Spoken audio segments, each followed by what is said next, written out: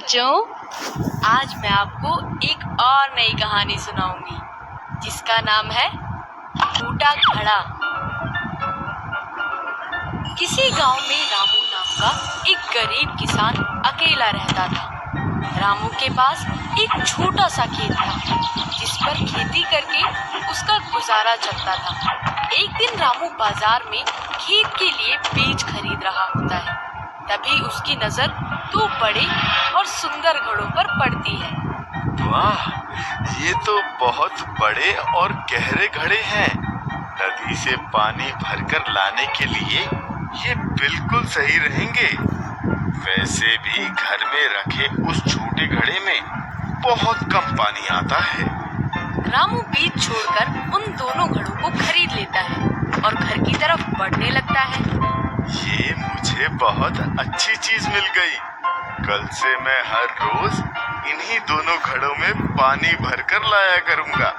मुझे यकीन है इनका पानी मेरे लिए बिल्कुल भी कम नहीं पड़ेगा।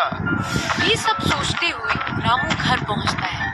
अगली सुबह वो एक डंडे के दोनों किनारों पर रस्सी की मदद से घड़ों को बांध देता है और वो नदी की तरफ चल पड़ता है।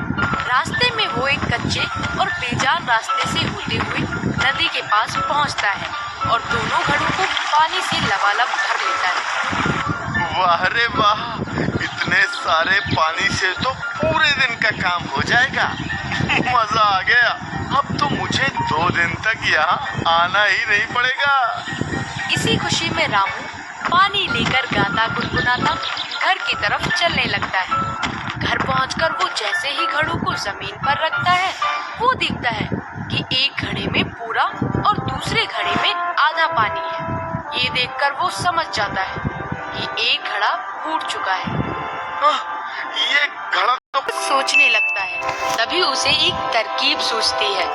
अरे फूटा हुआ है तो क्या हुआ, मेरे पास इसके लिए भी काम है। इसके बाद रामू दोनों घड़ों का पानी मिट्टी के एक बड़े बर्तन में पलट देता है और खेत में काम करने चला जाता है। इसी तरह दिन बीतते जाते हैं और रामू हर रोज दोनों घड़ों को लेकर नदी पर जाता रहता है। ये देखकर फूटे घड़े को खुद पर शर्म आने लगती है। मैं फूटा हुआ हूँ, ये बात पता होने के बाद भी मालिक रोज मुझे अपने साथ नदी पर लेकर जाते हैं। मुझे बिल्कुल अच्छा नहीं लगता। मैं इनकी मेहनत को बेकार नहीं कर सकता। घड़ा ये सब सोच ही रहा होता है कि तभी साबुत घड़ा फूटे घड़े से बोलता है। तुम रोज आधा पानी रास्ते में ही गिराते हो और एक मैं हूँ जो रोज पूरा पानी नदी से घर तक लेकर आता हूँ। तुम्हारे जैसा बेकार आज तक मैंने नहीं देखा। साबुत घड़े की बात सुनकर फूटे घड़े को बहुत बुरा लगता है। अगली सुबह जब रामू घड़ों को उठाने आता है तो फूटा घड़ा रोते हुए उससे कहता है, मालिक, मैं फूटा घड़ा हूँ, हमेशा आधा पानी गिरा देता हूँ, फिर भी आप रोज मुझे साथ लेकर जाते हैं। कृपया आज मुझे घर पर ही रहने दीजिए। मैं आपकी मेहनत को और खराब नहीं करना चाहता। घड़े की बात सुनकर रामू उसे अपने हाथों में उठाता है और बोलता है, तुम सिर्फ अपनी बुराई देख रहे हो, पर मैं शुरू से ही उस बुराई के साथ छुपी अच्छाई को भी देख रहा हूँ। इसलिए मुझे कभी भी तुम में कोई कमी दिखाई नहीं दी। मुझ में कोई अच्छाई नहीं है। आपको मेरी जगह कोई दूसरा घड़ा खरीद लेना चाहिए। तो ठीक है, आज तुम मेरे साथ चलो और नदी से वापस आते समय वहाँ खिले फूलों को देखना।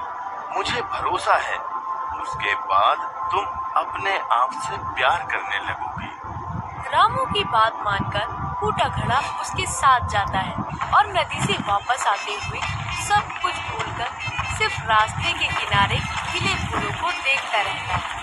सुंदर फूलों को देखकर वो बहुत खुश होता है, लेकिन घर पहुंचते ही अपने अंदर आधा पानी देखकर वो फिर मायूस हो जाता है।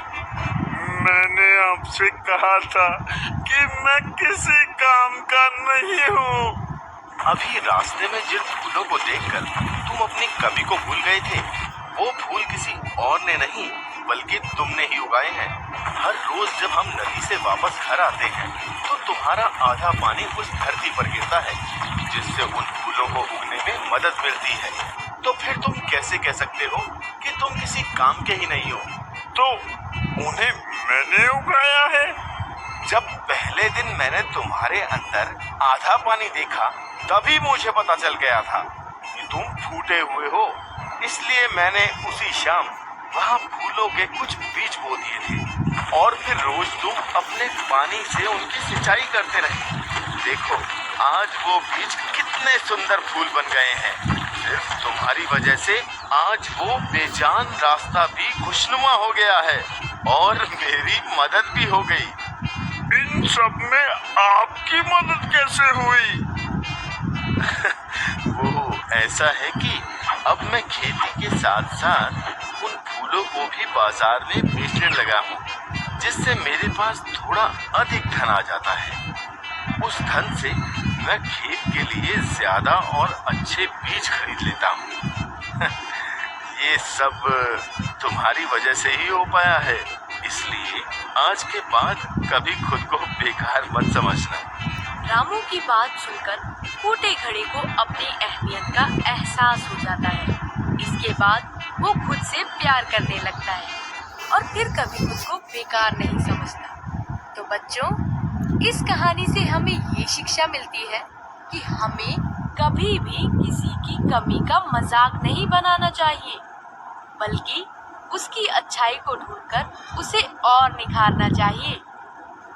तो दोस्तों, आपको हमारी आज की ये कहानी और रामू की चतुराई और नेक दिली कैसी लगी, ये हमें कमेंट में लिखकर जरूर बताएं। और साथ ही ये भी बताएं कि अगर आप रामू की जगह होते तो क्या करते।